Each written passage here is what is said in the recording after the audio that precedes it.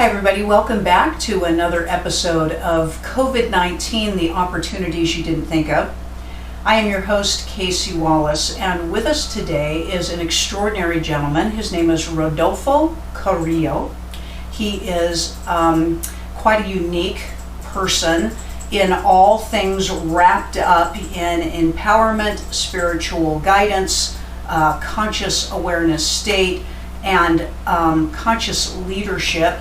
He can take you and your world and help to transform you out of some of your limitations and perception of self, perhaps not being a real leader in your life or having leadership skills in your life, and show you that you do.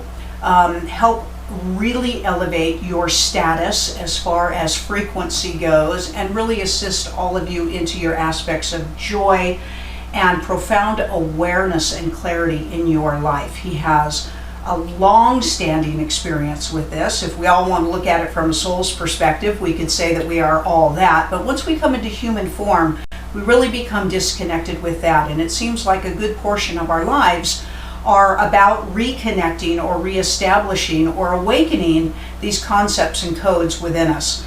He has had this awareness since he was a very, very young child, which for some of us helps elevate him into the wisdom leaders that are truly here to guide and assist us. So we want to welcome him to the show, and we want to invite you to sit back and relax and absorb his transmission on opportunities that are taking place right now during this situation, and also give us all some insight and suggestions as to what we can be doing for our own selves to elevate our status at this time and always.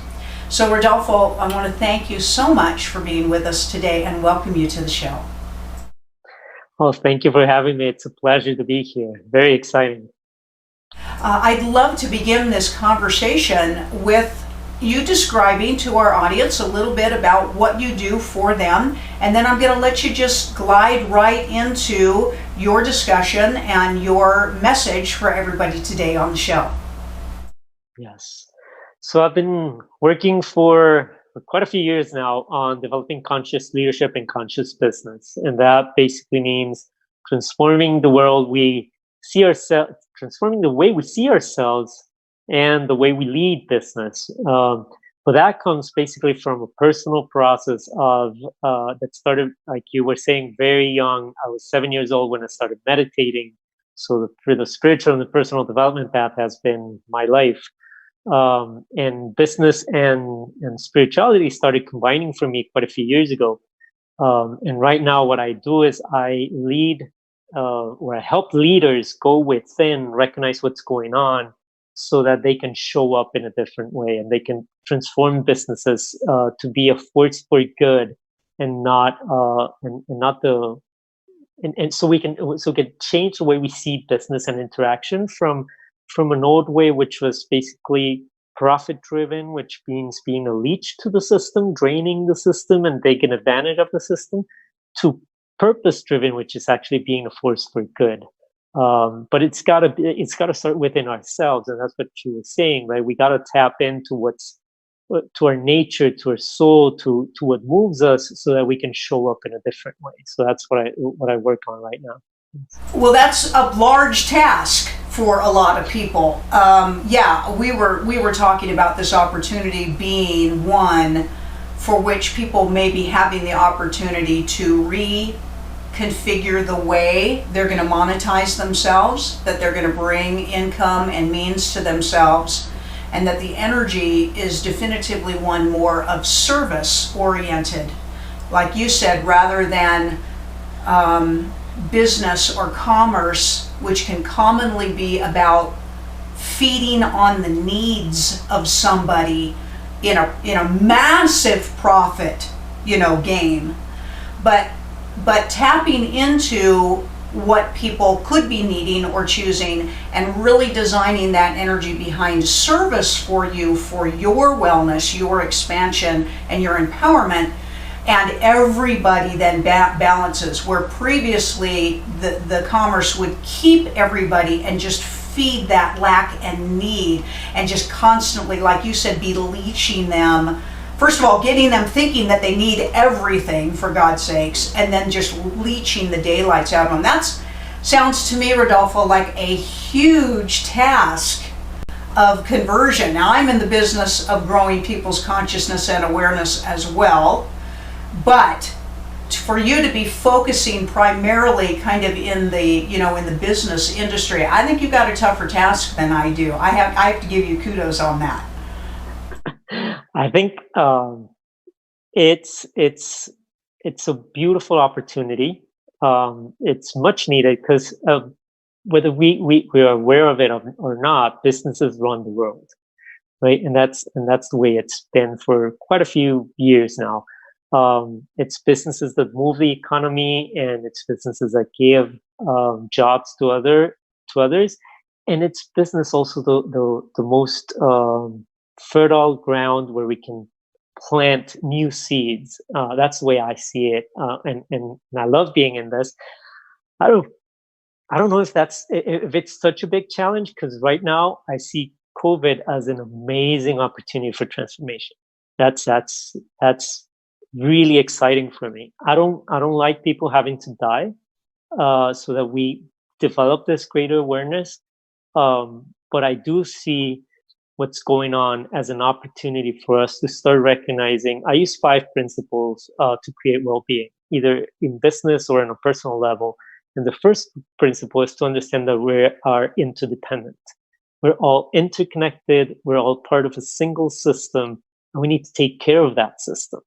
But the first part is being aware that we are part of a system. And I think that's it's being thrown in our face. It's like, hey, we're all interconnected. If we don't take care of ourselves, and if we start going out and we start interacting, and we're careless about the way we take care of our health and our bodies, then we can infect others, and others will die, right? So interdependence is really clear right now. And also how businesses are all interconnected, right? Or the economies are all interconnected, and how we're all affecting each other as this is happening, right? So interdependence is really important, which is the first principle. Then the other one is purpose. It's like by nature, it's our nature to want to belong to a tribe, right? We want to belong because we're the most defenseless cub in nature, and we need a tribe to survive. Right, so it's programmed in our subconscious that we have to belong to a system that will provide for us and help us develop and thrive, so we can thrive. So purpose actually allows us to play a part in that system, and it gives us that sense of belonging and safety or security, because now the tribe has a need for us, and we have a role in the tribe, and we feel safe. So purpose is the second one. So if you don't have a purpose, or you haven't been working from purpose up until now, it's time to start looking for that. How do you want to contribute to the system, right? And recognize that you are part of the system. The next one is responsibility. So it's like the solution's not going to come from anywhere outside. We need to develop the new way of being right now. It's like it's the opportunity that the opportunity is showing up so that we can create a new world, a new system, a new way of relating to each other. But each one of us has to assume personal responsibility. What is the role that I want to play in this? What I've been doing, what I have not been doing, and how do I create value, which is actually the next system, the next principle, which is compassion.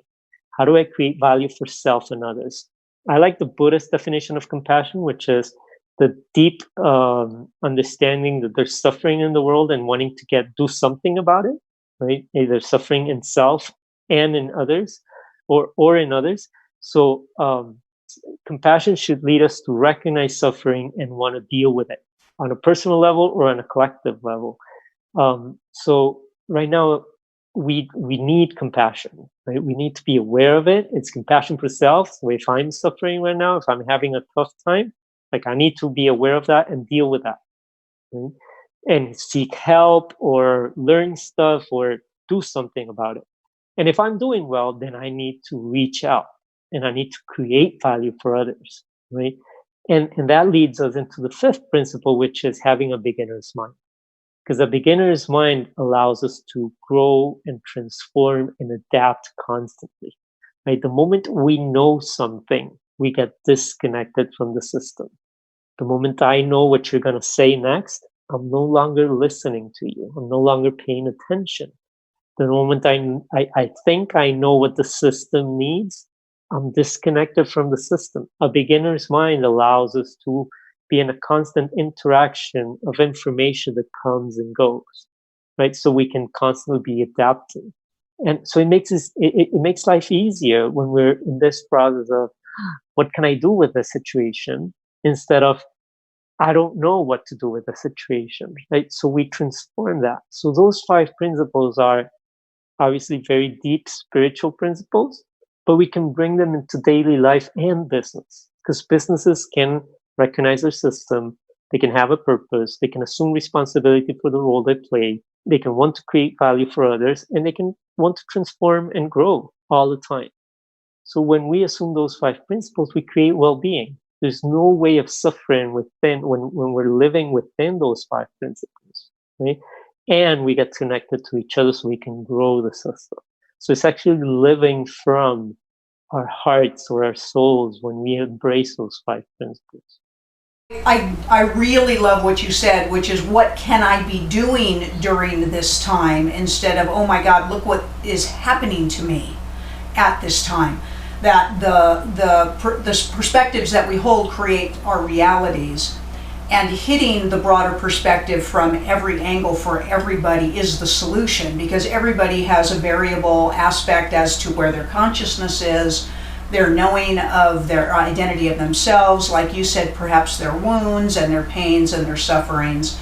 And when we embrace the value of everybody, so your system sounds absolutely lovely to me on so many levels, but I'd love to speak right now of the aspect of helping somebody feel that they're worth something, the value of themselves, because unworthiness is a huge problem in the anger and violence component, right? That people who have no self-worth will try to extract the worth from somebody else in order to feel powerful. And when everybody feels powerful, that's just going to dissolve away. It turns into a nurturing, exchangeable, component.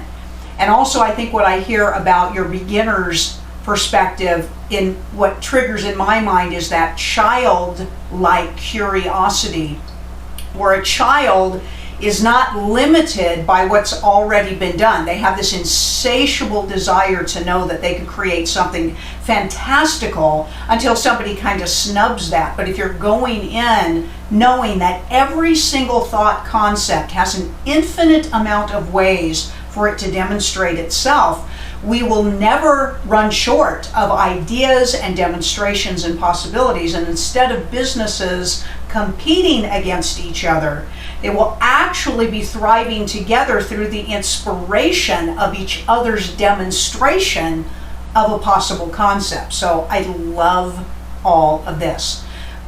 What can you help, Rodolfo, even with your own personal practices? I know that you have a very strong, spiritual practices within your own self to keep your mind clear, to keep your energy up.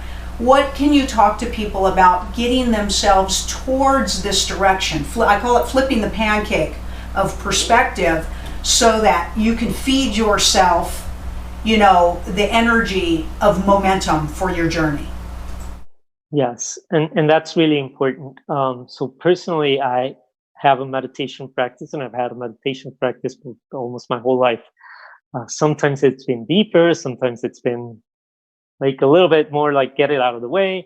One of the things that I share with people is that's okay, as long as you stick to it, right? To the fact that we are spiritual beings, and we need to be constantly reminding ourselves that that's what we are, right? And that's meditation for me. It's bringing my awareness within and allowing my mind and my ego to slow down and relax, right? Because I'm not my ego and I'm not my mind, right? As I'm not my body. So my spiritual practice takes me to observe my ego, my mind, my belief system, my body, and my emotions. And as I observe them, then I can distance myself from them, right? And as I distance myself from them, then that's where the principles come in. Like if something's wrong or if something's going on with my emotions that's triggering suffering, when I distance myself from them, I can intercede, right? And that's where compassion might come in. It's like, oh, I'm getting anxious. Instead of thinking, oh no, I don't want to get anxious. It's like, oh, I accept I'm anxious. I recognize, I assume responsibility. Yes, I've been telling myself a story that's like, oh, this is going to go terrible, blah, blah, blah. That's my mind. I see my story. Now that I have distance, then how do I change it? Like, how do I create value for myself? So maybe I can easily change my story and change my perspective, or I need help. And it's fine. If I need help, it's okay. But it's about acknowledging that I need help. And that's having self compassion and seeking for help, right? Either in a spiritual teacher or in a psychologist or a therapist or whatever it is. But I need help. But maybe, and most of the time, we can transform the story ourselves. We can recognize that that story is coming from beliefs that have been taught to us. And we can transform our beliefs. And you were mentioning something that was very beautiful. It's like we can transform the system from scarcity-based to abundance-based. From I have to have because it's running out to the fact that, hey, we can share, we can collaborate, we can be together. So it's like, like the whole toilet paper thing. It's like, it's absurd, right? It's like, it's not going to run out. The businesses are still producing toilet paper. So I'm actually creating scarcity for others, but it's created. It's not real, right? And I'm not going to need all that toilet paper in the next few weeks, right? So it's like, how do we transform this and then start sharing with each other? It's like,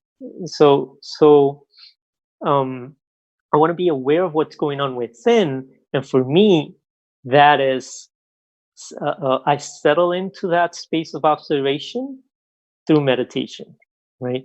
And there's 100 types of meditation, probably thousands of types of meditation, but it's about developing my own practice where I feel comfortable about being able to observe myself and create distance from everything that happens and who I am. Right? And I am the observer, or I am the soul, or I am spirit, whatever way you want to call it. But I am not my mind, my ego, my belief system, my emotions, or my body. Right? I am something else. That when there's suffering happening at that level, I can intercede and I can help. Right? That's where the principles come in. Right? I can help from purpose. I can help from interdependence. I can help assuming responsibility, creating value. Or just observing and being curious about what's going on, right? It's a challenge. I have often said the most difficult thing for human beings is to see themselves. They see everybody else very readily, and that, of course, usually leads to the instantaneous action of judgment of everybody else. And to do the inward reflective journey is the scariest journey, for human beings, for a good portion of human beings, until it's not, until you see that that's where, excuse me, I'm sorry, I have something in my eye. Until you see that that's where your answers are, and then it becomes the insatiable appetite to journey further, for oneself. I tell the story, I laugh about, there are just people out there that you just can't, in your own mind's eye, ever think that they could be anything except angry, altered ego driven, detached, compartmentalized and separated in their life, judgmental based, that could move, in this other direction, but they can, because like you said, authentically, our authentic imprint is our soul. Everything else is this illusionary component. And I also love the concept that every step is huge. I don't say there's any baby steps. There's no such thing. Every movement, is huge. And so for this time to be used for any movement into this broader concept is an extraordinary gift for some. Would you agree on that? I absolutely agree. And what I've been what I've been trying to share, not trying, but I've been sharing with people is, it's like, this is a huge opportunity for those of us who have been on an inward path for a long time. It's time for us to come out. It's time for us to lead others, to help others go through that journey, right? Because right now everyone's being forced to go within, except for those of us who have been within before, and now we're being called to come out, right? So it really doesn't matter. It's like if how much how much you think you're transforming. This is an amazing opportunity. Just take any step to learn, either to come out, right? For us, it's like we need to step up, and we're doing it. I see more and more people doing it, and I love it. That's what I think this is an amazing thing that's going on, because I see more and more people that were doing their own practice and being about, hey, my process and my path, and now all of a sudden it's like, hey, we need your help. We need more meditation. We need more. How do I deal with this? How do I deal with my emotions? How do I deal with my mind? I'm going crazy, right? Because those people who have been more about going out and doing are now being taken in. And it really doesn't matter how much you advance. When this is over, the world is going to be different, because every single person is going to be different, right? No one is going to be the same after this. And I really think it's going to be a beautiful process, because every step is huge. We set the energy in motion, and we can't, once we set it in motion, we can't stop it. It's like, it's in motion. I had a conversation. We were talking about how the concept of quarantine right now is so interesting if you look at it. For those of us who've been on this spiritual thing, we've kind of been quarantined in our life. We've been, not allowed to be let out too much, because we would be very judged and we'd kind of punished. And now the quarantine has flipped, right? Now everybody who's more traditional, more hard-pressed in the illusion and the third dimensional paradigm are under quarantine, and we're being released from our quarantine, okay? And we could even get into broader concepts of other beings and other spirits and stuff that are here to assist us. So the quarantine is kind of flipped, and and we're all going to find balance out of it. Maybe we'll come out of it where there's no such thing as quarantine anymore, that everybody is allowed to be, encouraged to be, and loved for being, in all that they are. And I do agree, this is one of those events. This is a worldwide event. I keep saying this is one of those events that will be written in history, okay? As far as a world event that we are all taking part of, and we get to choose the outcome. The outcome is not determined by anything outside of us, unless we choose for that to be the way it is. Rodolfo, when you begin, and I won't tell, I don't want to give away your program too much, and we'll give everybody the funneling system on how to get a hold of you, but what are some of the first steps that you do talk to people about getting their bravery up to be a leader in their life? Yes. I think the first thing is bring awareness within, right? That's key. And see, and so we want to look for what's holding me back, right? In the sense of, what's the story I'm telling myself? What's my self-image, right? What's my ego telling me about myself? What's my belief system? And the ego and the belief system are very close to each other, but the ego is the beliefs that I have about myself that are always in comparison to someone. That's what the ego is, right? It separates. It's created by nature, or by definition, it creates separation. It's who I think I am, right? And it gives me the sense of individuality, right? So I want to look at the ideas that I have about myself, the beliefs that I have, the story I'm telling myself, because those are creating my emotions and my habits, right? So I want to be aware of that, and whatever is limiting me, I want to transform it, and just understand that it's just a story I'm telling myself, right? It's like you were saying, it's just an illusion. It's just a story. When I was 7 years old, my mom told me, I'm going to teach you how to meditate, but you can't share this with anyone, because if you If you share this with anyone, they're going to either think you're crazy and reject you, or think that I'm crazy and take you away from me. So my meditation practice was in the closet for about 25 years. And it wasn't up until like 12 years ago that I started sharing my meditation practice, because people started coming up to me and saying, hey, I've seen that meditation thing. It's sort of like your vibe. You should try it. I'm like, oh yeah, I've been doing it for 25 years. So it's a story we tell ourselves, and it, for me, it was a challenge to break away from that idea that I was going to be rejected or judged for sharing my meditation practice, when I was trained in business and I have a master's degree in business and entrepreneurship, and I've been a business consultant for 15 years. And then all of a sudden it's like, oh, this guy went crazy. Right now he's talking about energy and meditation, and it's like, whoa, it's like, what's going on? That was just my idea. Today I hold open meditations every morning at 7 o'clock Mountain Time, and everyone's welcome. And I get clients that were business clients, and I get friends, and I get people who I would never have thought that they would join. They're right there sitting with me, practicing, like doing my own practice, right? So it's like, it's beautiful. But we want to be aware of the story that we're telling ourselves. We want to pay attention to what's going on within, because that's where we can actually transform, right? That's the only way, that's the only thing we can actually work with and transform, like profoundly transform, is ourselves.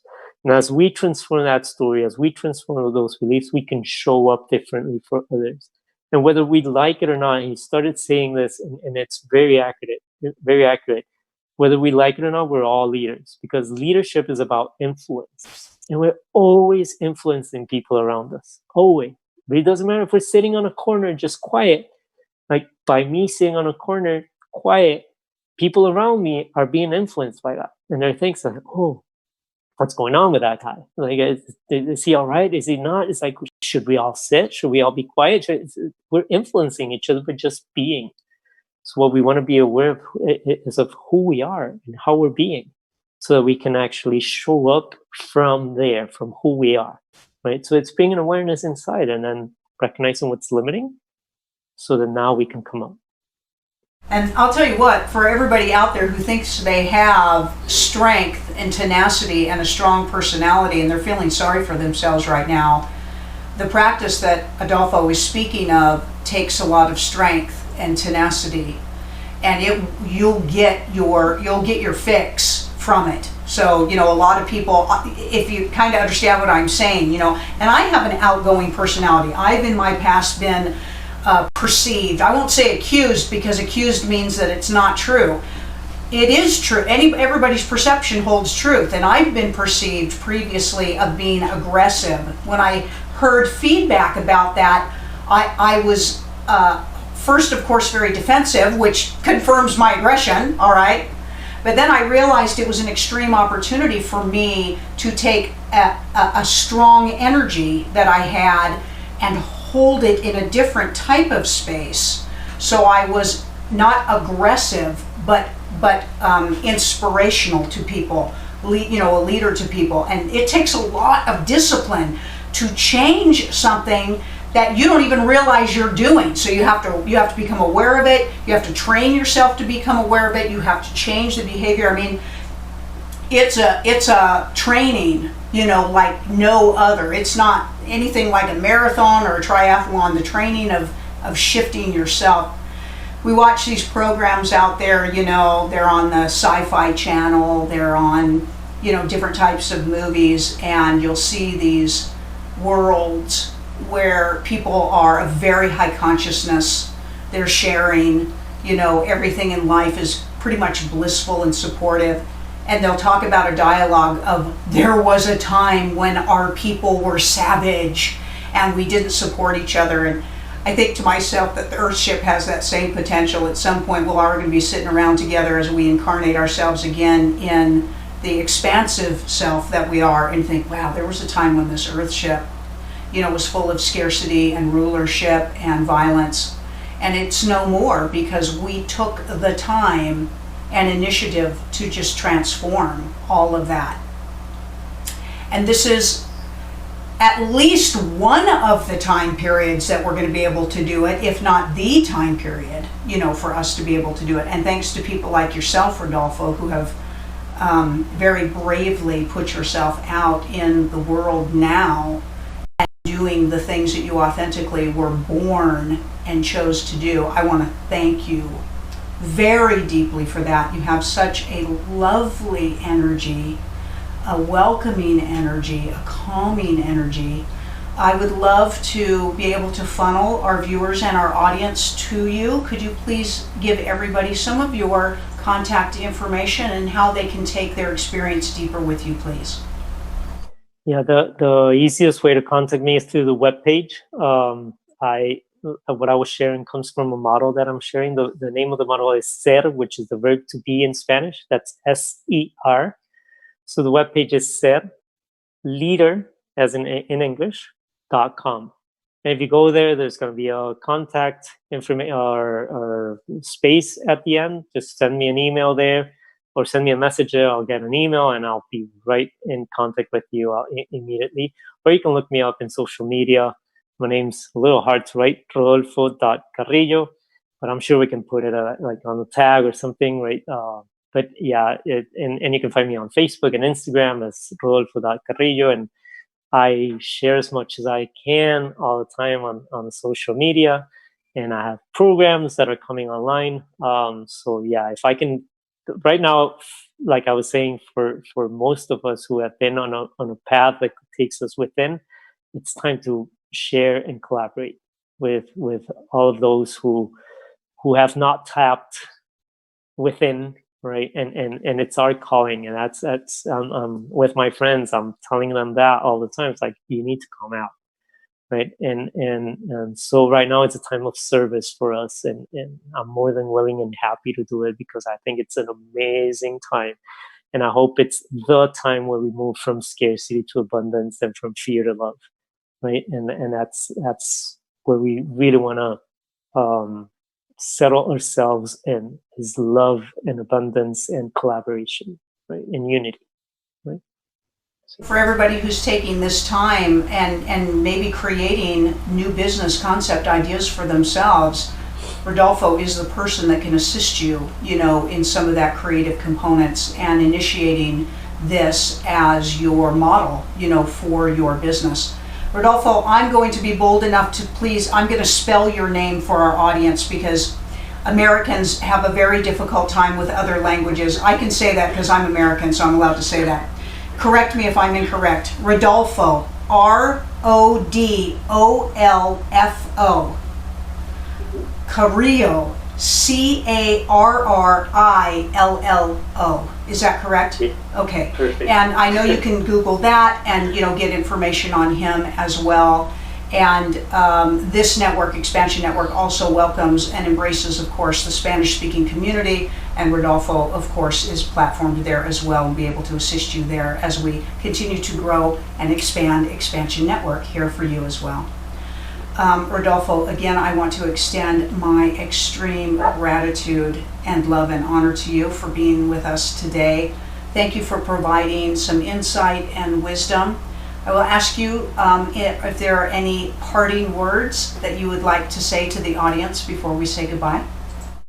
Yeah, well, first of all, I want to thank you and Brad for the work that you do. We need more platforms like this. We need more beautiful people who help you. We need to help each other. It's like some of us have content. I know you also have content, but some of us have content, have no idea how to get it out, right? And then you come as this beautiful service and platform and way of us sharing. So thank you, and thank you to Brad for the work that you do. I really, really appreciate it.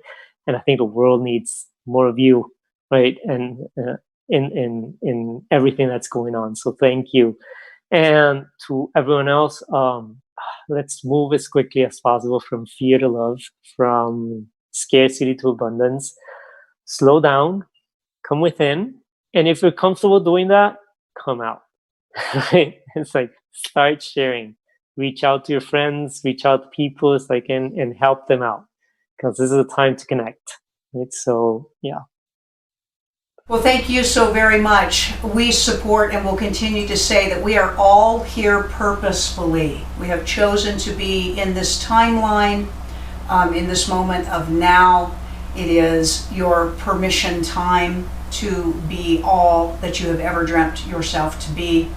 Thanks to practitioners and people like Rodolfo to assist us along this path. We can feel safe in exposing ourselves in those ways. We encourage all of you to make your connections with him. As you can see, you are very welcome into his space, and we know that you will find extreme joy in that interaction. I am Casey Wallace. I am the host of this show, COVID-19, the opportunities you haven't thought of, and I want to thank you for being with us as well. We are sending you love, honor, safety, security, and wellness, and expansion in your life, and encouraging you, of course, to check out the other programming on Xpnsion Network.